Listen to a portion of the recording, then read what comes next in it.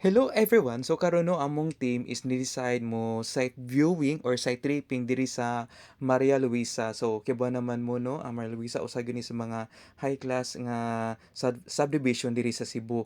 So kami gipasakay dayon mi diri sa ilang mahalon nga sakyanan ang nakanit man gud sa ilaha kay kami pag gipasakay kami pag gitagan og snacks. Wala lang akong gipakita ko unsa ilang snack kay basi maglaway ra mo gutomon na pras ani akong tupad o di ba? Violet kasi violet kaayo.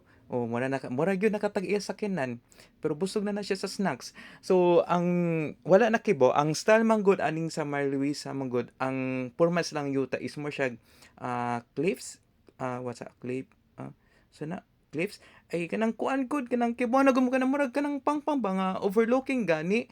So mo'y nakanindot niya is labi na inyong balay diri butan yung infinity pool, the best kay na mag-wine-wine dayon, nakaman dalon dayon ang uyab or date sa asawa, di sa istorya sa inyong mga panghitambos kinabuhi o inyong kagahapon, mao ni nakanindot gud sa Maria Luisa. So makita po ninyo no, ilang balay diri is more siya ganang usually bungalow.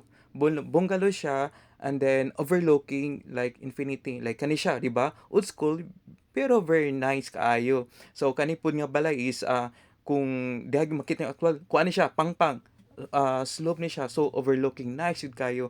So naabot mi diri sa destination na sa available nga lot kani nga atbang.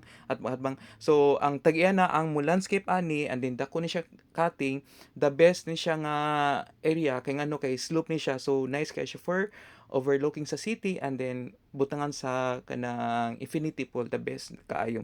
So gibalhin na sad mi or gibiyahe na sad mi sa available nga lot kana siya guys, available na siya.